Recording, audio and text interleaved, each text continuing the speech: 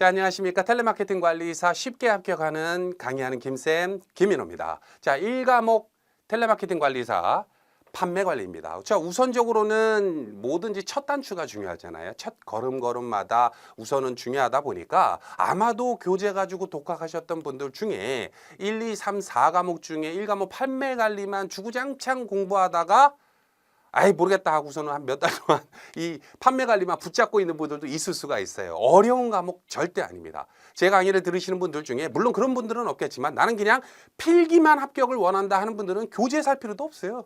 그냥 이 강의를 듣고 예습 복습 필요 없이 암기 필요 없이 강의를 충실하게 두 번, 세 번 혹은 뭐 한 번, 두 번 정도만 보신다면 1차 필기는 무난하게 60점 이상 나오기 때문에 여러분들의 합격이 가능성이 높아지지 않을까 싶습니다. 자, 일단은 들어가기 전에 한번 기본적인 내용을 한번 들어가 볼게요. 텔레마케팅 관리사 출제 기준을 알아야겠죠? 주요 항목은 아웃바운드 및 인바운드 텔레마케팅, 마케팅 믹스, 마케팅 기회, 분석, 시장 세분화, 목표 시장의 선정 및 포지셔닝까지 4가지 단계로 구성되어 있고요. 그 단계별로 세부 항목들이 이런 식으로 준비되어 있습니다. 물론 이 세부 항목 이외에도 세세 항목이 있기는 합니다만은 여러분들이 뭐 세세 항목까지 알 필요는 없고 요 내용은 왜 알려드리냐면 이 내용은 제가 공부를 했다. 제가 다 조사를 하고 요거에 맞춰서 강의를 준비하였기 때문에 여러분들은 그냥 김쌤이 준비했구나. 나는 그냥 김쌤이 하는 얘기를 재밌는 옛날 얘기 듣듯이 그냥 듣기만 하셔도 아까도 말씀드렸죠? 암기할 필요 없이 강의만 집중해서 듣는다면 여러분들 고득점으로 충분히 합격이 가능합니다. 자, 우선은 한 가지만 알려드릴게요. 제가 강의 중간중간에 기출문제를 반추해서 설명을 드릴 건데 그 문제 상단에 보면은 뭐 예를 들어서 1-1 이런 게 있을 수가 있어요. 자, 이게 무슨 소리냐면 1-1이 1번 주요 항목 아웃바운드 및 인바운드 마케팅에서 1-1 아웃바운드 텔레마케팅에 대한 내용이다 라는 설명이기 때문에 보통 기출문제가 이런 식으로 단원별로 나오지는 않습니다. 아웃바운드 텔레마케팅을 15번에 낼 수도 있고 인바운드 텔레마케팅을 반대로 이제 뭐 20번에 낼 수도 있고 이런 식으로 섞어서 내게 되는데 여러분들이 기출문제 관련해서 조금 쉽게 반추할 수 있게끔 제가 순서를 좀 조정해 놨어요. 그래서 여기서부터 여기까지 시험에 나올 만한 부분 특히 그 상식적으로 풀 수 없는 부분을 제가 짚어드릴 거기 때문에 별도로 뭐 굳이 뭐 공부를 깊이 있게 할 필요가 있을까 이런 내용입니다. 자, 한번 들어가 볼게요. 자, 1번 기출뽀개기 제1과목 판매가의 1-5올. 선생님 아까 지금 1-1, 1-2, 1-5는 뭐냐면은 그러니까 전반적으로 다 알아야 되는 기본적인 내용이라는 소리예요. 자, 문제 한번 다시 들어가 볼게요. 다음 중 텔레마케터와 고객이 통화하는 내용을 관리자가 확인하여 교육 등의 목적에 활용하는 것은 다시 한번 읽어드립니다. 다음 중 텔레마케터와 고객이 통화하는 내용을 관리자가 확인하여 교육 등의 목적에 활용하는 것은 자 1번 야 이게 뭐야 이게 갑자기 1번 문제부터 영어 문제가 나왔습니다. 여러분 자 박수 칠게요. 자 영어 문제 어렵진 않습니다. 다만 이제 텔레마케팅 관리사라는 내용 자체가 미국에서 건너온 내용이기 때문에 학자 이름이라든지 영어 문제가 꼭 등장을 그렇게 해요. 또 이것도 이제 한 문제에 배점이 있기 때문에 공부를 하긴 해야 되는데 어렵지 않습니다. 한번 볼게요. 자 리스트 클리닝 자, 뭔지는 일단 몰라. 리스트 클리닝이 뭔지를 모르겠는데 일단 리스팅을 클리닝, 뭔가 깨끗하게 하는 건가 봐. 그죠? 자, 그리고 콜 모니터링. 전화를 이렇게 모니터한다? 들여다본다? 이런 내용인가 봐. 그죠? 자, 근데 여기까지는 좀 영어 못하는 분들도 따라오는데 3번부터 갑자기 오토매틱 콜 디스트리뷰터. 그죠? 이게 도대체 뭐야? 오토매틱 자동이라는 건 알겠고 콜이라는 거는 전화라는 건 알겠는데 디스트리뷰터가 뭐야? 그죠? 갑자기 당황하지 않고 자 따라오면 됩니다. 자 4번 문제도 한번 볼게요. 오토매틱 넘버 아이덴티피케이션 이게 무슨 영어 문제도 아니고 자 일단은 이 문제 같은 경우에는 답부터 알려드리고 들어갈게요. 요 문제의 답은 콜 모니터링입니다.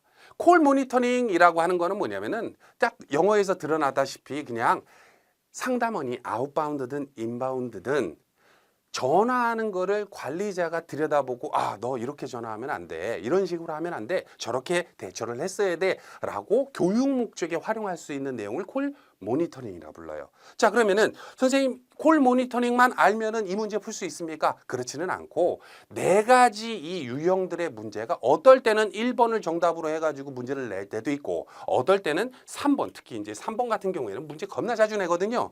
요 문제를 낼 때도 있습니다. 혹여 요렇게 낼 때도 있어요. A, C, D라고 낼 때도 있습니다. 자, 요거를 쉽게 암기하고 쉽게 파악할 수 있는 방법은 이런 식으로 보시면 되는데 일단 리스트 클리닝이라고 하는 거는 우리가 보통 텔레마케팅을 하기 위해서 어떤 고객의 명단을 받지 않습니까? 그 고객의 명단을 가지고 전화를 건다든지 혹은 뭐 전화가 온 사람들의 내용, 전화번호를 뜨고 그 전화번호가 어둠이 내서 아, 이 고객이 어떤 고객이구나, 저쪽 고객이구나 이런 식으로 파악을 하는데 중요한 게 이제 우리가 판매를 목적으로 하는 어떤 세일을 목적으로 하는 텔레마케터 같은 경우에는 하루에 이 고객 명단을 100개를 내가 보유를 받았다고 칠게요. 100개를 언제 다 전화를 해? 그죠? 100개를 하루에 100개 저는 통화하는데요. 라고 하는 사람이 있으면은 굉장히 힘든 거예요. 하루에 보통 한 20, 30개 하기 힘들죠. 자, 근데 중요한 게 어떤 고객은 이 고객은 한 2년 전쯤에 핸드폰을 샀기 때문에 이제는 핸드폰을 살 때가 됐어라는 고객을 대상으로 우리가 전화를 하죠. 저도 이제 핸드폰 산지 이제 몇 달 안 됐습니다만 이게 갤럭시 S 무슨 20 울트라인가 어쩌든가 뭐 그런다 하더라고요. 근데 이제 2년 정도 뒤에는 어디서 어떻게 알고 다니는지 전화가 엄청 와. 그래서 무슨 뭐 이제 뭐 핸드폰을 공짜로 바꿔드릴게요부터 해가지고 막 전화가 오죠. 근데 재밌게도 뭐냐면 아무한테나 어제 핸드폰을 산 사람한테 전화한다면 그게 확률이 떨어지잖아요. 그래서 그거를 어떤 고객 명단의 리스트를 정리한다. 그게 바로 리스트 클리닝입니다. 상담은 설명은 길었지만 어려운 내용은 아니야. 콜 모니터링은 그냥 보는 거와 똑같고. 자, 근데 문제는 A, C, D죠. A, C, D라고 하는 거를 쉽게 풀이하자면 요 내용입니다. 자동호 분배 시스템 따라해 볼게요. 자동호 분배 시스템. 자, 창피하지 마시고 한번 읊어볼게요. 자동호 분배 시스템. 그러니까 쉬운 말로 그겁니다. 우리가 이제 콜센터에 전화를 했을 때 상담원들이 한 5명 정도 있는데 이 상담원 중에 1, 2번 상담원은 지금 콜이 안 받는 상태고 좀 쉬고 있는 상태고 3, 4, 5번은 콜을 받는 상태면 컴퓨터가 알아서 전화 온 거를 1번이나 2번한테 탁탁 꽂아주는 역할을 하는 시스템이 바로 이 오토매틱 콜 디스트리뷰터. 쉬운 말로 자동호 분배 시스템. 자, 요거를 이 문제를 보통 이렇게 영어로 풀어서 낼 때도 있고 어떨 때는 약자로 낼 때도 있어요. AC는 뭡니까? CM은 뭡니까?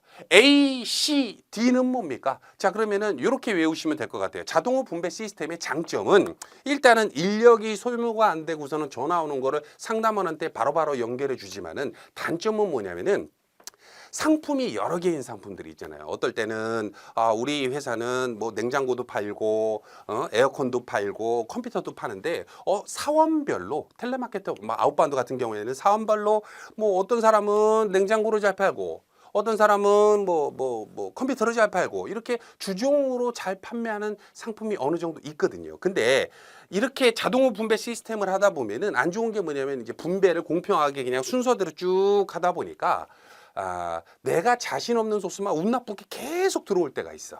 그죠? 그래서 외우실 때 어떻게 외우시면 되냐면은 나 이거 받기 싫은데 이 소스, 이 전화, 이 고객 또 나한테 연결했어. ACD. ACD. 자, ACD. 그죠? 자, 그럼 ACD를 외우면은 A가 있고 C가 있고 디스트리뷰터는 몰라도 돼. 디스트리뷰터는 몰라도 돼. 그냥 ACD.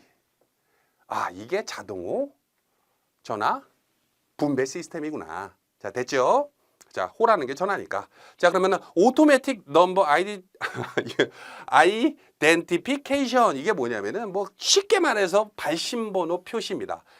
ANI라고도 부르기도 하는데 여러분이 이제 시험에 나올 때 요게 이제 아까도 말했다시피 약자로 나올 때도 있다 그랬잖아요. 그냥 전화 건 사람의 전화번호를 알려주는 요즘은 솔직히 이제 핸드폰이나 이런 데도 상대방 전화번호가 다 뜨지 않습니까? 근데 뭐 옛날에는 그런 게 없었다 보니까 이걸 일부러 달아야 되는 경우도 있었거든. 근데 외우실 때는 어떻게 외우시면 되냐면 ACD는 우리가 확실히 알았잖아요. 그죠? 여기서 A가 붙고 N이 붙는다. 넘버가 붙는다 라고 하는 거는 무조건 발신자 번호 표시 시스템이다 라고 알아두시면 될 것 같습니다. 시험 문제 이렇게 낼 수 있죠. 자, 다음 중 전화가 걸려오면 자동으로 비어있는 상담원에게 공평하게 배분시켜주는 시스템은 무엇입니까? 1번 LC, 2번 CM, 3번 ACD, 4번 ANI. 자, 정답은 3번이겠죠? 그죠? 그거에 대한 정답은. 자, 이런 식으로 보고 이해하시면 되겠습니다. 다음 넘어갈게요. 자, 2번 데이터베이스 마케팅의 주요 장점이 아닌 것은 데이터베이스 마케팅의 주요 장점이 아닌 것은 꼭 시험 문제 나오면은 긴 것은 아닌 것은 중에서 아닌 것이 더 많은 것 같기도 해요.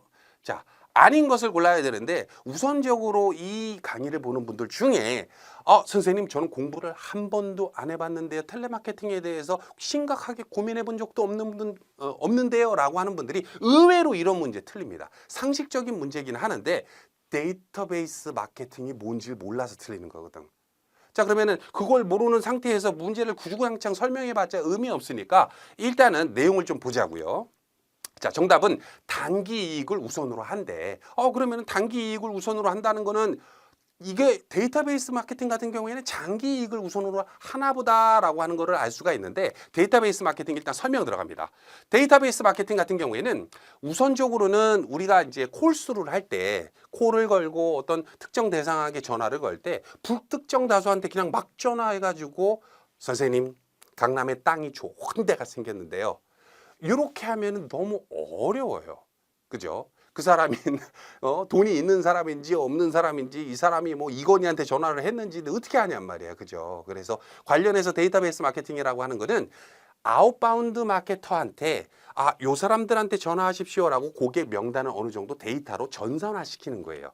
쉬운 말로 우리가 데이터베이스 마케팅을 준비한다 혹은 데이터베이스 마케팅을 준비된 상태로 아웃바운드 텔레마케팅을 시킨다라고 하는 거는 당장 나가서 어디서 팔아오세요 라는 단기적인 이익보다도 이 회원들과의 어떤 커뮤니케이션을 양방향을 통해 가지고 누적 회원들까지도 고객을 계속 유지 관리한다는 측면이 좀 있습니다. 자, 그래서 쉬운 말로 단기 이익을 우선한다가 아니라 장기 이익을 우선한다가 정답이 되겠고, 자, 근데 선생님 데이터베이스 마케팅이 그러면은 고객 명단이 컴퓨터에 저장되어 있는 상태를 말하는 거예요? 맞아요.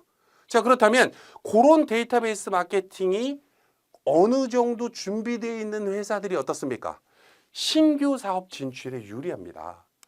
내용으로 보자면은 쿠팡이츠라고, 쿠팡이 우리 그 쇼핑몰에서 1등 기업 아닙니까? 뭐 대기업으로 굉장히 지금 선점을 하고 있는데 이 쿠팡에서 쿠팡이츠라고 코로나 때문에 이제 만든 건지는 잘 모르겠는데 쿠팡이츠가 나왔더라고. 그래서 뭐 신규 구매하면은 무슨 뭐 할인을 해준다는 등 해가지고 저도 한 몇 번 주문해봤는데 아무래도 이 제로 베이스에서 이제 어떤 그 배민이라든지 이런 쪽으로 진출하는 것보다는 이런 식으로 기존 고객 데이터가 있는 상태에서 진출하는 게 조금 더 유리하겠죠. 그죠? 아무래도 소스 모집하는 게 굉장히 힘드니까 데이터를. 자, 기존 고객을 적극 활용할 수 있다. 맞는 얘기죠. 이게 데이터베이스 마케팅의 굉장히 장점입니다. 그래서 흔한 예로 우리 그 누적 소스 판매 이렇게 얘기 드릴 수 있을까요? 아무래도 이제 처음 준비하는 분들은 누적 소스가 뭔지 모를 텐데 우리가 어떤 고객과 아까 핸드폰 예시 드린 거랑 똑같이 드리면 되겠다. 제가 이 핸드폰을 LG U 플러스에서 2년 전에 샀어. 그러면 한 2년 정도 뒤에 그 고객 데이터를 2년을 샀다는 거를 가지고 있는 사람이 당연히 전화를 주는 게 유리하겠죠. 핸드폰 바꿀 때가 됐으니까. 한 1년 8개월에서 1년 9개월 정도 됐을 때부터 번질나게 전화와. 그죠? 그래서 기존 고객을 적극 활용할 수 있다. 맞는 얘기죠. 자, 그리고 기존 고객 중 타겟 고객을 발굴할 수 있다. 기존 고객 중 타겟 고객을 발굴할 수 있다. 자, 여기에다가 별표 치고서는 한 가지 예시를 좀 들어봅시다.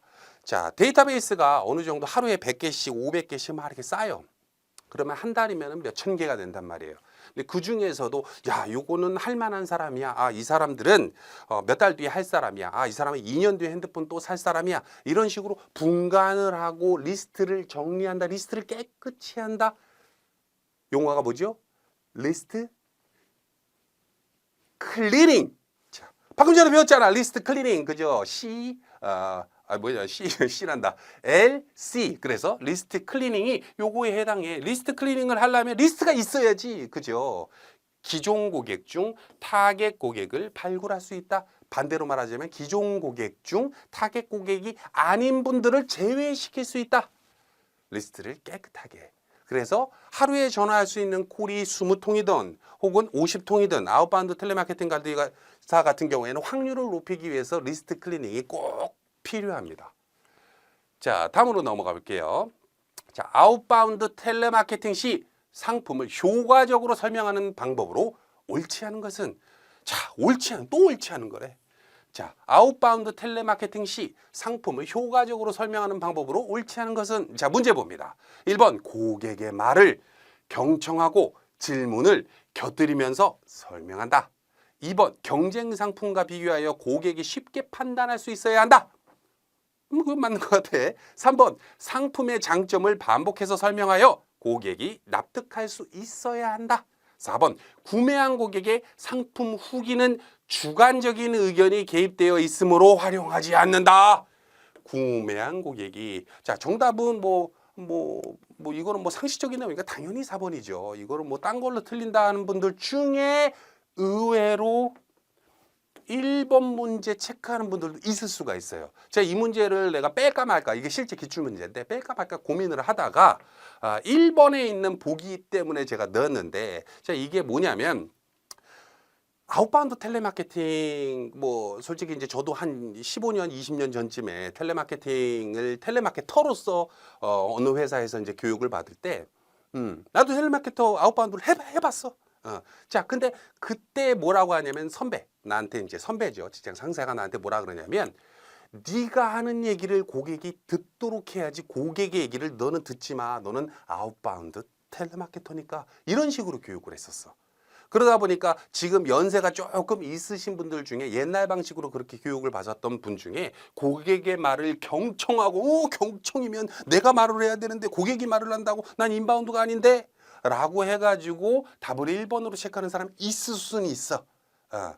그래서 요거를 가져온 거예요. 고객의 말을 경청해야 됩니다. 경청하고 고객의 니즈를 질문을 곁들이는 이유가 고객의 니즈를 정확하게 파악하기 위해서인 거예요. 고객의 니즈는 어떤 그 금액이라든지 제품의 어떤 효용 가치라든지 디자인이라든지 어떤 니즈를 가지고 있는지를 내가 질문해가지고 그래서 그 고객이 원하는 상품을 찾아주고 권해주고 판매할 수가 있어야겠죠. 그래서 정답은 1번이 아니라 4번이 정답이에요. 1번이 중요한 체크이기 때문에 이제 체크해 놓은 거예요. 헷갈리면 안 됩니다. 자, 그리고 4번 문제 들어갑니다. 4번 문제. 아웃바운드 텔레마케팅의 특징이 아닌 것은, 야, 무슨 아웃바운드 텔레마케팅 내용만 주구장창 문제 나오냐. 보통 한 회차 시험에 1과목의 아웃바운드 텔레마케팅에 관련된 질문만 한 4-5문제 됩니다. 굉장히 많이 내요, 원래. 자, 아웃바운드 텔레마케팅의 특징이 아닌 것은 요거 의외로 틀리는 분들이 또 있을 수가 있어요. 자, 한번 볼게요. 스크립트를 활용하는 경향이 크다. 선생님, 스크립트는 또 뭡니까? 영어입니까? 스크립트, PR문. 안녕하세요. 저는 LPD 뭐입니다. 이렇게 읽고 쓸 수 있는, 그대로 어떻게 그 상담을 해줄 수 있는, 판매를 할 수 있는 내용을 스크립트라 부르고, 옛날 사람들은 이걸 PR문이라고 하죠. 자, 그리고 상품 판매만을 주목적으로 한다. 아웃바운드 상품 판매. 그죠? 많은 수의 사람들이 아웃바운드, 아까 말했던 그 연세 많으신 분들 혹은 조금 옛날식으로 교육받으셨던 분들이 특징이 아닌 것 중에서 상품 판매망을 주목적으로 한다. 이거는 맞아. 아웃바운드는 상품 판매를 목적으로 해 라고 생각하는 분들이 있어요. 자, 좀 이따 설명드립니다. 대상 고객의 리스트나 데이터가 필요하다. 가만히 있어보자. 대상 고객의 리스트 없이도 판매할 수 있는데 아웃바운드는? 라고 생각하는 분들이 있을 수가 있어요. 자, 그리고 1:1 고객 관계 개선과 차별적 대응이 가능하다. 이거는 맞는 것 같아. 자, 그러면 틀린 것을 골랐으니까 답이 요거나 둘 중 하나구나 라고 헷갈려 하는 분들이 있을 수가 있어요. 일단은 정답은 뜸들이지 않고 2번 상품 판매만을 주목적으로. 이게 무슨 소리야? 아웃바운드 텔레마케팅은 상품 판매를 주목적으로 하는데 이렇게 알고 계신 분들이 많기 때문에 이 문제를 거의 자주 내요. 또 아웃바운드 텔레마케팅은 상품 판매의 목적만 가지고 있는 게 아니라 경품 당첨이라든지 이벤트 당첨에 해당하는 기쁜 소식을 회원한테 알릴 때도 또 혹은 어떤 내용에 대한 설문조사를 한다고 할 때도 아웃바운드 텔레마케팅을 합니다. 자, 자격증에서는 텔레마케팅 관리사라는 자격증에서는 아웃바운드 텔레마케터와 인바운드 텔레마케터의 구분을 어떤 식으로 하냐면 아웃바운드는 회사인 내가 회사 소속인 내가 고객에게 전화를 걸면 아웃바운드라고 이해하시면 되고요. 반대로 고객이 회사로 전화해서 나를 만나게 되는 건 인바운드 텔레마케터라고 합니다. 자, 요거 딱 머릿속에 넣으셔야 돼요. 야, 이게 그러면은 뭐 고정급이니 인센티브니 요거에 대한 기준이 아니에요. 자, 그렇게 따졌을 때 가끔 그런 전화 오지 않나요? 뭐 이렇게 선거철만 되면은 안녕하세요. 정보 리서치 회사 어디에서 요번 대선 관련해서 어느 분이 지지하시나요? 어느 정당을 지지하시나요? 이렇게 전화가 올 때가 있죠. 그죠? 그분들을 뭐라고 부릅니까? 아웃바운드 텔레마케터라고 불러요. 의외다 하시는 분들이 있을 수 있어. 자, 상품 판매만을 주목적으로 하는 게 아니라 뭐라고요? 상품 판매, 비상품 판매의 목적도 있습니다. 그래서 특징이 아닌 것은 2번이 되는 거예요. 자, 여기서 조금 더 깊이 있게 설명을 드리려면, 자, 인바운드 같은 경우에는 아웃바운드는 스크립트를 활용하는데 인바운드는 QR집을 많이 이용합니다. QR집. 요런 질문이 왔을 때 이렇게 답변한다. 저런 고객 불만이 접수되면 이렇게 답변한다. 이 QR집에 따라서 응대를 할 수 있게끔 해야 돼요. 요즘에는 이제 콜로서 한다기보다는 조금 넓은 의미에서 카톡 상담 이런 것도 이제 많이 질문이 오죠. 그래서 그런 QR집을 대상으로 준비를 해가지고 뭐 들어보신 분들도 있을 거예요. 오토봇이라든지 이런 기능을 이제 활용하는 회사들도 점점 많아지고 있는데 관련해서 인바운드는 뭐다? QR집을 준비한다. QR집을 활용한다.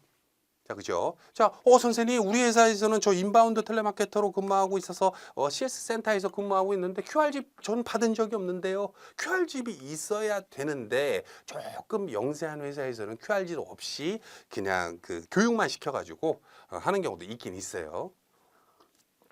그러면 그 회사의 본인이 어떤 텔레마케터의 글쎄요, 텔레마케터 관리사 같은 경우에는 어느 정도 그 회사에서 위치에 좀 부서장급이나 아니면 이제 과장급 조금 낮춰도 대리급 정도 분들이 많이 딴단 말이에요. 자기 밑에 있는 직원을 관리한다든지 이럴 때 쓰기 위해서.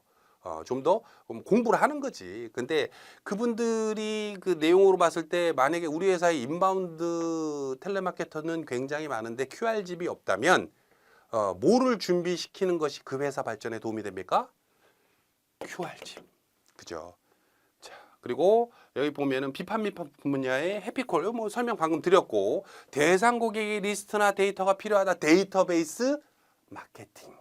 데이터베이스 마케팅. 아까도 말했다시피 그 데이터베이스 없이 그냥 막 전화하는 경우도 있을 수는 있어. 근데 제대로 된 방법은 아니라는 거죠. 그죠? 자, 그리고 자, 다음으로 넘어가서 5번 문제.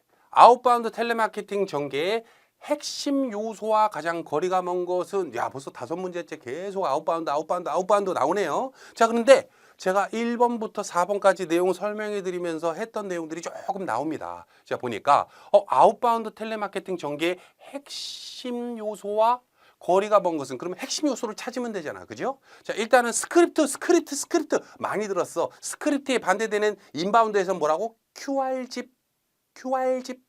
스크립트는 일단은 요거 답 아니네. 그죠?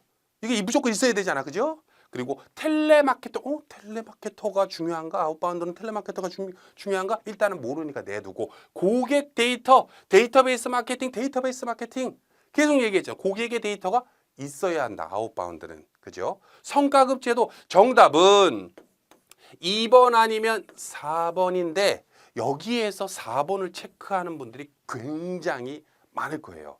자, 왜 그러냐면 속된 말로 우리 아웃바운드 텔레마케터 같은 경우에는 어떤 이렇게 판매 신작이라든지 어떤 그 텔레마케터의 어떤 마인드 관리를 위해서 많은 회사들이 성과급제 인센티브를 지불하는 그 회사들이 굉장히 많죠. 그래서 우리 언젠가요? 작년인가 재작년에 그 과천에서 이제 텔레마케터로 근무했던 분이 이제 통화를 하다 보니까 선생님 저희 회사에서는 저는 인바운드고 다른 아웃바운드 텔레마케터도 있는데 그분들은 성과급이고 저는 고정급이에요. 그리고 근데 들어보니까 아니 고객한테 본인도 전화를 해. 특정 데이터를 가지고 고객한테 전화를 해서 판매 촉진에 해당하는 그 PR을 한다든지 이렇게 하기도 하는데 본인 수수료를 왜 인바운드로 생각하세요? 라고 물어봤더니 저는 고정급인데요. 자, 여러분, 아웃바운드 텔레마케팅의 핵심 요소가 아닙니다. 아웃바운드 텔레마케팅 그 터한테도 고정급을 제도로 할 수가 있고 또 반대로 인바운드 텔레마케터한테도 성과급 제도를 할 수가 있어요. 대부분 그렇지는 않지만 그죠? 자, 그래서 내용으로 보자면 성과급 제도가 거리가 먼 것이에요. 그리고 약간 요거는 조금 오해하시면 안 되는 게 아웃바운드 텔레마케터는 텔레마케터의 자질이 굉장히 중요합니다. 그래서 이제 우리 그 팀장급 정도 있는 분들이 텔레마케터를 뽑을 때 아무래도 이제 아웃바운드 텔레마케터 같은 경우에는 조금 성격 자체가 약간 이렇게 개방적이고 말하는 걸 좋아하고 이런 분들 대상으로 이제 그 사람의 자질을 보고 대화 스킬이라든지 내용을 보고 채용을 하죠. 그래서 인바운드는 물론 텔레마케터 중요한데 인바운드는 아무나 할 수 있는 내용이기도 합니다. QR집만 있다면. QR집이 없는 데서는 좀 힘들어하지 애들이. 그죠? 어떻게 대처해야 되는지 모르니까. 자, 다시 한번 짚어드립니다. 스크립트 아웃바운드, QR집 인바운드. 자, 머릿속에 넣으셨죠? 그리고 텔레마케터는 아웃바운드 텔레마케터는 뭐가 중요하다? 텔레마케터의 자질이 중요하다. 그리고 데이터베이스 마케팅. 그리고 여기 보면 데이터의 측정 및 기록이라고 있네요. 데이터의 측정 및 기록을 해서 관리자가 너 콜 이런 식으로 하면 안 돼. 콜 이렇게 했더니 잘했구나. 이렇게 관리해주고 하는 걸 뭐라 부른다고요? 콜 모니터링. 자, 입으로 따라 읊어야 돼요. 부끄러워하지 마시고 콜 모니터링. 자, 또 나오죠. 급여 제도하고는 상관이 없습니다. 자, 넘어갑니다. 자, 6번 문제. 다음 중 인바운드 상담의 활용 분야가 거리가 먼 것은 다음 중 인바운드 상담의 활용. 자, 이제 드디어 인바운드로 들어갔어. 1-1 인바운드. 다음 중 인바운드 상담의 활용 분야와 거리가 먼 것은 어떤 건 거리가 가깝고 어떤 건 거리가 멀겠죠. 자, 요 문제 한번 여러분들 공부 안 한 상태로 한번 풀어보세요. 일시정지 누르시고. 자, 푸셨습니까? 자, 정답을 어떻게 체크했는지는 제가 잘 모르겠으나 일단 1번 보자고요. 1번 긴급 구조 요청. 2번 예약 및 예매 접수. 각종 불편 불만 접수 처리. 경품 이벤트 당첨자에 대한 해피콜. 자, 다 푸셨죠? 자, 정답 문제 볼게요. 정답은 4번입니다. 그죠? 자, 요것도 이제 1번부터 5번까지 쭉 봤던 분들은 해피콜 아까 아웃바운드 비판매 분야에서 해피콜 한다고 했는데 그래요. 그렇게 풀 수 있는데 막상 공부 안 하는 사람이 6번 문제 딱 보면은 아까 그 문제랑 이 문제랑 동시에 틀리는 거야. 경품 및 이벤트 당첨자한테 당신 축하드립니다. 이벤트 당첨되셨습니다.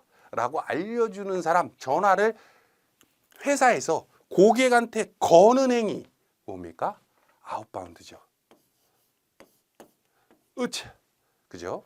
자, 그러면은 긴급 구조 요청은 구조 요청을 당연히 고객이 해야지. 저 살려주세요 라고 전화를 어디 119든 어디든 할 거 아닙니까? 그죠? 자, 이거는 그죠? 예약 및 예매 접수. 저 예약하려고 하는데요 라고 전화가 오잖아요. 그죠? 이것도 그죠? 각종 불편 및 불만 접수 처리. 제가 핸드폰을 샀는데 전화가 안 돼. 이거 어떻게 된 거예요? 라고 불평을 뭐 삼성에다 하든 어디다 하든 하겠지. CS 센터에다가. 그죠? 자, 그거에 대한 접수해서 그래요. 뭐 사신 지 얼마나 되셨는데 어제 샀는데요. 말해가지고 막 처리해주고 하는 거를 당연히 고객이 전화한 거죠. 자, 근데 여기에서 당연한 말이지만 하나 조금 제가 꽈볼게요. 각종 불편, 불만에 대한 설문조사, 리서치 조사. 구매한 어떤 핸드폰을 산 사람 100명을 대상으로 전화를 해서 이 핸드폰에 불평이 있는지 불만이 있는지 기능은 잘 되는지 선생님 제가 궁금해서 전화 한번 확인 전화해서 설문조사 한번 참여하라고 말씀드려고자 전화 드렸습니다 라고 회사인 내가 고객한테 전화를 했잖아요. 그죠? 요거에 대한 리서치 조사. 자, 이건 뭡니까? 그럴 땐 아웃바운드가 되는 거야. 불편 불만은 무조건 인바운드 상담사가 뭐 전화를 받고 좋은 거는 전부 다 아웃바운드가 합니까? 그게 아니에요. 자, 이해되시죠? 무슨 소린지. 자, 넘어갑니다. 여기 나오네. 고객. 그래서 보통 인바운드 텔레마케터를 고객 중심 텔레마케터라고 부르고 아웃바운드 텔레마케팅을 뭐라 부릅니까? 회사 중심 텔레마케터라고 부릅니다. 자, 7번 넘어갈게요. 여기 또 나왔어. 방금 내가 얘기했다시피 고객 중심, 고객 지향적 막 이게 나오잖아요. 그죠? 고객 지향적 인바운드 텔레마케팅 도입 시 점검 사항과 가장 거리가 먼 것은 그럼 1, 2, 3, 4번 중에 하나는 거리가 먼 거고 하나는 거리가 가까운 거 무조건 해야 되는 거겠죠. 자, 일단은 상식적으로 풀 수 있는 내용부터 보겠습니다. 자, 일단 소비자 상담 창구의 운영 능력, 성과 분석과 피드백, 고객 정보의 활용 수준, 목표 고객의 리스트 쫙 풀어보세요. 자, 일시정지 하시고 푸셨습니까? 자, 그러면 설명 들어갑니다. 자, 일단은 요거 내용부터 한번 볼게요. 정답부터 보고 들어갑니다. 목표 고객의 리스트. 목표 고객의 리스트. 자, 인바운드 텔레마케터는 고객이 나한테 전화 주는 거예요? 내가 고객한테 전화 주는 거예요? 고객이 나한테 전화 주는 거죠? 누가 언제 나한테 전화 줄지 몰라. 그죠? 그러다 보니까 목표 고객의 리스트를 준비할 수가 거의 없죠. 거꾸로 아웃바운드 텔레마케팅은 수백 수천 명의 고객 리스트 데이터베이스를 가지고 내가 오늘 여기서부터 여기까지 이 사람들의 리스트를 추출해서 전화해야지 어느 정도 추출한다. 뭐라고요? 리스트 클리닝 해가지고 이 사람들을 대상으로 내가 전화해야지. 그죠? 그건 아웃바운드죠. 그래서 1번이 정답이라고 나오고, 그러면 2번부터 설명을 드리자면 고객 정보의 활용 수준. 전화가 왔는데 이 고객이 선생님 제가 전화를 샀는데 이 전화기가 세상에 전화가 안 돼요. 그 고객 정보 확인을 위해서 뭐 성명 말씀해 주시고 생년월일 말씀해 주시고 고객 정보 확인을 하면은 그 상담원의 컴퓨터에 뭐가 떠요? 내가 언제 어떤 폰을 어느 매장에서 샀는지가 뜨겠죠. 그죠? 그걸 어드민이라고도 부르잖아요. 그죠? 고객 정보의 활용을 점검해야겠죠. 그죠?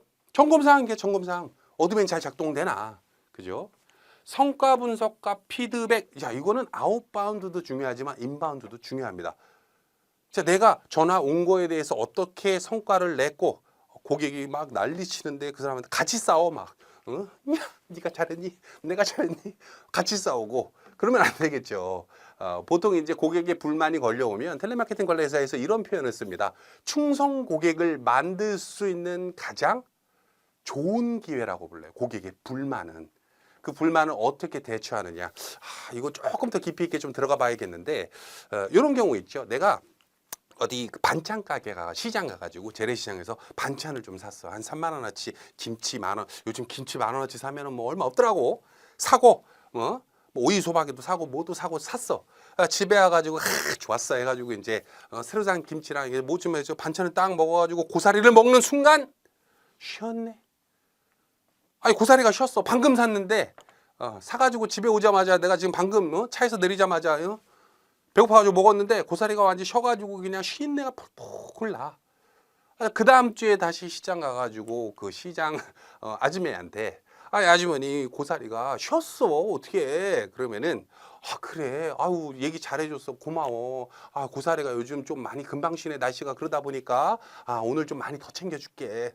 얘기해줘서 고마워 하는 경우랑 우리 집이 그럴 리가 없는데 이렇게 얘기하는 데 있어. 우리 집 그럴 리가 없는데 그 가게는 손님이 이제 그 다음번에 안 가.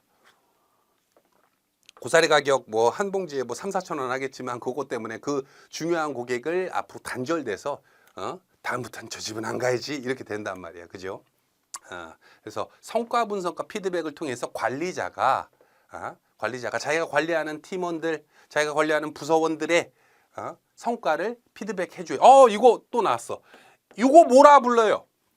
성과 분석과 피드백이라는 거는 네가 이렇게 통화하면 안 돼. 이렇게 통화 잘했어, 못했어. 앞으로는 이렇게 해봐야 되지 않겠니? 이걸 영어로 뭐라 그래? 야, 이거 계속 나왔잖아. 바로 나와야지. 콜 모니터링. 그죠? CM, 콜 모니터링.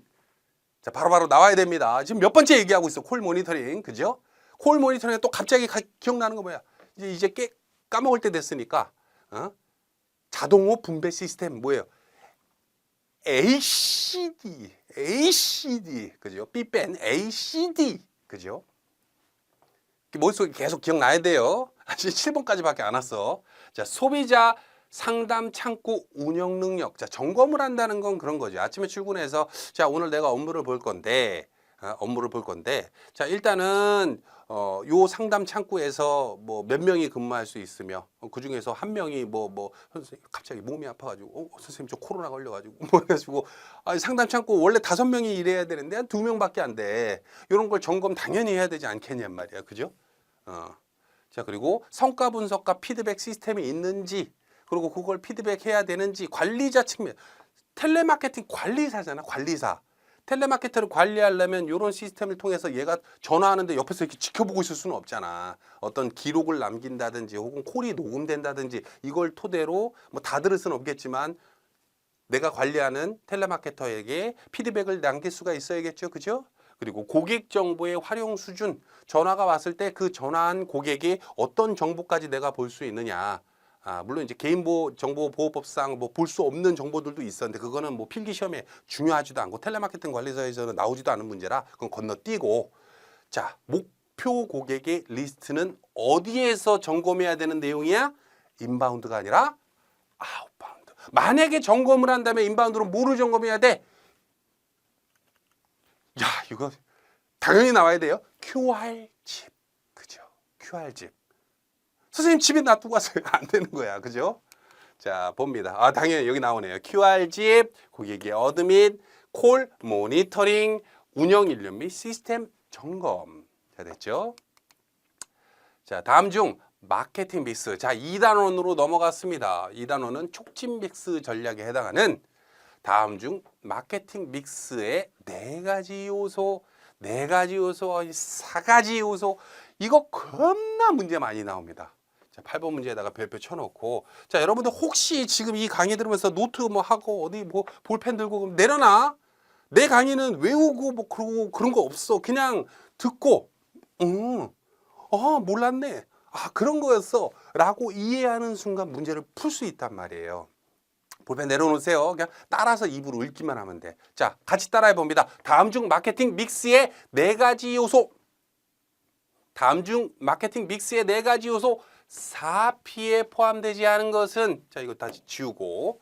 자, 여기에서 문제가 이렇게 나올 때도 있어요. 마케팅 믹스 빼고 마케팅의 4가지 요소 4P에 포함되지 않은 것은 이라고 문제가 나올 수가 있어요. 자, 이거 공부 안 한 분들은 거의 이거 틀리죠.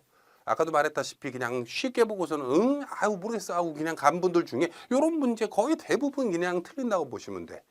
자, 이거 정답은, 자, 일단은 정답부터 모르면 못 푸니까 정답부터 보는 거야. 생산성이에요. 근데 생산성이 아니구나. 이게 중요한 게 아니라 이 4P는 나중에 이제 그 2차 시험에서도 자주 등장하는 문제이기 때문에 요거는 미리 조금 파악해 두고 가는 게 좋습니다. 이거를 외우기 위해서 가격, 제품, 촉진 뭐 이렇게 가제 뭐 이런 하는데 외국 사람들은 이게 텔레마케팅 관리사가 아까도 말했다시피 미국에서 건너온 거잖아. 그죠?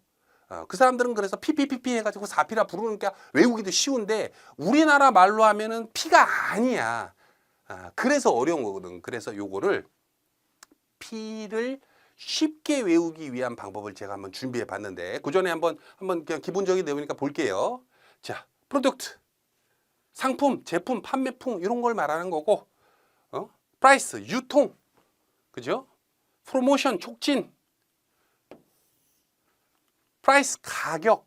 자, 이거를 일부 선생님들은 뭐 상류 촉가 뭐 해가지고 막 외우기 쉽게 상류 촉가 시험장 가가지고 무슨 촉가 막 죄송합니다. 못해요. 자, 요거를 쉽게 외우기 위해서 제가 요거를 한번 준비해 봤어요. 자, 따라해 볼게요. 피치 복숭아죠? 프리무로 할까 피치로 할까 막 고민하다 피치로 했어요. 피치 복숭아 한 박스를, 자, 따라해 보세요. 피치 한 박스를 평창에서 직거래로 공수하여 8,000원에 8분 동안 타임 세일 중입니다. 자, 따라 읊어볼게요. 피치 한 박스를 평창에서 직거래로 공수해 와. 8,000원에 8분 동안 타임 세일 중입니다. 이것만 머릿속에 그냥 넣어놔. 피치 한 박스를 8888 해가지고 뭐가 있을까? 평창이든 뭐 평양이든 평창에서 직거래로 구매해 와. 8,000원에 8분 동안 타임 세일 중입니다. 자, 그러면은 이 제품이니 유통이니 가격이니 촉진이니 몰라도 객관식 문제에서 자, 일단은 피치 복숭아 뭘 말합니까? 자, 피치 복숭아 뭘 말해요? 피치 복숭아 한 박스 뭐를 말해요? 제품을 말하죠. 상품이든 제품이든 판매품이든 그죠? 자, 요게 피치 한 박스가 되겠네. 그죠? 평창에서 직거래로 공수하여 유통이죠. 유통은 없네. 8,000원의 가격이죠. 여기 있네. 그죠? 8분 동안 타임 세일 중입니다. 판매 촉진. 그죠? 프로모션 촉진. 나오죠. 그러면은 1, 2, 3번은 4P에 해당하니까 4번 생산성이 틀린 말. 4번에 대신 들어가야 되는 말이 뭐예요? 유통. 자, 됐죠? 자, 중요하니까 다시 한번 불러볼게요. 피치 한 박스를 평창에서 직거래로 공수해 와. 8,000원에 8분 동안 타임 세일 중입니다. 머릿속에 무조건 이거는 넣어두세요. 외울 필요는 없어. 아마 내가 지금 4번, 5번 얘기해 줬기 때문에 머릿속에 피치 한 박스를 평창에서 공수해 와. 막 있을 거야. 그죠? 믿습니다. 자, 봅니다. 9번. 코틀러가 제시한 제품의 3가지 수준에 해당하지 않은 것은 코틀러 문제 굉장히 많이 나옵니다. 이놈의 코틀러가 몰라 뭐 중요한 사람인가 봐. 제품의 3가지를 얘기했대. 이놈의 3가지 4가지 나중에 뭐 OP, OC 막 이런 거 나오는데 그것도 문제 겁나 그냥 자주 나와요. 자, 근데 제품의 코틀러가 제시한 제품의 3가지 수준에 해당하지 3개는 제품의 수준이고 하나는 제품의 수준이 아닌가 봐. 그죠? 자, 요거를 이제 설명 먼저 드려볼게요. 자, 일단 핵심 제품이라고 하는 게 있습니다. 여러분들 알아두세요. 핵심 제품은 제품의 실제 이익이나 문제를 해결해 주는 서비스를 말해요. 제품의 실제 이익이나 너무 더워 내가 사야겠어. 뭐를 사야 되겠어? 에어컨을 사야겠어. 그럼 에어컨이 뭐를 해결해 주기 위해서 날 시원하게 해줘. 차갑게. 그러면은 그 제품을 고를 때 차갑게 해주는 제품, 빠르게 나를 차갑게 해주는 제품이 삼성 거냐, LG 거냐, 뭐 어디 거냐, 웅진 거냐, 뭐 해가지고 그 고르는 제품의 실제 기능, 실제 이익, 그거를 핵심 제품이라고 부릅니다. 근데 어떤 사람들이 선생님 그럴 때는 그냥 우리나라 말로 실체라 그러면 실제 제품 이러면 참 쉬울 텐데 왜 핵심? 이거랑 헷갈리기가 정말 쉬운 게 자, 유형 제품 보이시죠? 유형 제품. 여기 나오네. 유형 제품을 다른 말로 실체 제품이라고도 해. 시험 문제 어렵게 나올 때는 핵심 제품, 실체 제품으로 내기도 해요. 그죠? 자, 유형 제품과 실체 제품이 같은 말이야. 실체 제품은 뭐냐면은 차갑게 해주는 내용이 아닌데, 그러니까 이런 거 있죠. 왜 가끔 그 침대에 보면 이거 뭐라 그래 이거 침대에 진드기라든지 먼지 이렇게 쥐 빨아들인 청소기 있잖아. 근데 요번에 이제 하나 사가지고 했더니 겁나 불편해. 손잡이가 짧아가지고 다음번에 살 때는 내가 손잡이를 잘 이렇게 먼지를 빨아들이는 걸로 나는 그것만 보고서는 그 제품의 이 핵심 제품 때문에 그 제품을 샀는데 다음번에 살 때는 손잡이가 좀 긴 걸로 이렇게 사야 될까 봐. 침대가 기니까 저 끝까지 가려면 무릎으로 기어 들어가서 해야 돼. 무슨 소린지 알죠? 자, 그러면은 그 제품의 유형에 대한 내용, 유형 제품에 대한 내용은 뭐냐? 추가 기능, 손잡이가 있느냐, 디자인이 어떻느냐, 특성, 상표. 에어컨을 샀는데 2개가 똑같아. 가격도 똑같아요. 효율도 똑같아. 전기 1등급 똑같아. 근데 여기는 삼성이고 여기는 어디 중국의 어디 거시기야. 그러면은 그래도 어디 살 거야? 이왕이면 다홍치마 삼성 해가지고 살 때 나는 뭐를 주안점을 둔 거예요? 그 제품의 유형, 실체 제품, 그 제품이 삼성 거다라는 어떤 상표에 대한 믿음으로 산 거죠. 그죠? 제품의 수준을 판단했을 때. 선생님 그러면은 확장 제품은 뭡니까? 확장 제품은 포괄 제품이라고 부르기도 해요. 아니 선생님 확장이라고 부르고 포괄이라고 재르고 아이고 좀 복잡해 죽겠어요. 어쩔 수가 없어요. 이거 그러면 번갈아서 내. 포괄 제품은 추가적으로 있는 서비스. 선생님 전자제품을 살 때 핸드폰을 샀더니 이 핸드폰은 고장나면은 6개월간 무상 AS가 됩니다 라는 게 있고, 그죠? 해외 직구를 해가지고 뭐 어디서 뭐 몰라 막 어디 막 일본에서 뭐 중국에서 어디서 뭐를 직구를 했어. 그럼 AS가 될라나? 그거를 보내는 게 더 돈이 들지 않을까? 그렇게 포괄 제품 추가적으로 있는 어떤 품질 보증, 애프터 서비스 요거를 말해요. 그래서 제품을 우리가 구매를 할 때 어떤 구매자들이 제품의 어떤 그 세 가지 품목을 보고 내가 이거를 중요시 여긴다, 저거를 중요시 여긴다를 그 느끼는 방식이 좀 달라요. 그래서 우리가 니즈 파악을 할 때도 이 공부를 해야 되는 이유 자체가 텔레마케터가 고객의 니즈를 판단할 때 이 고객은 예를 들어서 텔레마케터 관리사라는 상품을 텔레마케팅 한다. 합격이 잘 되길 원합니다. 그건 당연한 얘기겠고, 이 제품 보고 이 강의 보고 합격이 되길 원합니다. 제품의 실제지, 그죠? 근데 A 회사도 합격되고 B 회사도 합격되는데, 야, 에듀피디에는 김인호가 강의해? 그 사람 유명한 사람만이야? 해가지고 강사 믿고 쫓아가. 실체, 그죠? 우리 회사는 떨어지면 3개월 정도 기간을 무료로 연장해 드립니다. AS 해드립니다. 포괄 제품이 확장 제품을 중요시 여기는 사람일 가능성이 있겠죠. 그거에 따라서 그 사람의 니즈, 불안해하는 마음을 캐치해서 질문을 통해 가지고 니즈를 파악해서 그거에 맞는 상품을 안내해주고 우리 자사의 그 어떤 장점이라든지 내용을 해주는 것들의 역할이 필요하기 때문에 코틀러가 제시한 세 가지 수준에 따라서 텔레마케터가 고객한테 물어야 되는 니즈의 방식 달라지겠죠. 그죠? 그래서 우리가 이 공부하는 거야. 그죠? 그리고 아까도 말했다시피 텔레마케터 뭐 보내기는 합니다만 텔레마케팅 관리사라고 하는 거는 관리사잖아요. 그죠? 여러분들의 후배가 여러분들의 뭐 부하 직원이라고 부르면 안 될 것 같아요. 여러분들의 후배를 어느 정도 판매가 안 되는 그 직원한테 어떤 분을 조언을 해주고 콜 모니터링을 해주고 할 때도 관련해서 너의 니즈는 이런 부분을 니즈 파악을 못하는 것 같아. AS가 지금 궁금하고 안정성을 원하는 사람한테 야 무슨 가격만 계속 얘기하니. 물론 싼 게 도움이 되겠지만 이양 살 때 가격 싸구려를 사는 것보다는 조금 비싸더라도 안전한 거, 절대 고장 안 나는 거, 그런 거를 팔아야 되지 않을까? 그렇게 안내할 수 있지 않을까라고 해줄 수 있는 그 관리자의 역할이 필요하기 때문에 이 공부를 하는 거예요.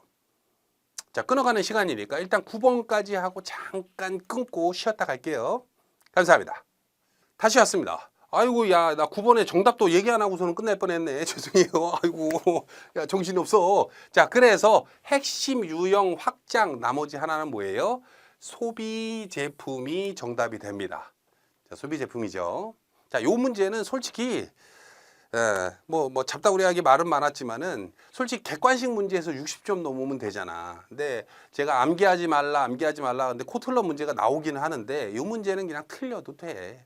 요 정도 문제는 25문제 중에서 한두 문제 정도는 굳이 뭐 암기하려고 머리 싸매고 할 필요는 없어요. 아까도 말했다시피 핵심 제품을 유형 제품을 실체 제품이라고도 부르기도 하고 확장 제품을 뭐 다르게 부르기도 하죠. 그런 걸 일일이 다 머릿속에 이게 넣으려 그러면은 이게 그 일과목만 하다가 그냥 시간 끝나버리거든. 그래서 코틀러 문제는 가능하면 그냥 요런 내용에서 답 보고 풀 수 없으면 그냥 빨리 건너뛰는 것도 나쁘지는 않다. 설명 나중에 이제 2차 실기에서는 그 무조건 이거 공부해야 돼. 자, 다시 쉬었다 갈게요. 자, 쉬었다 갑시다.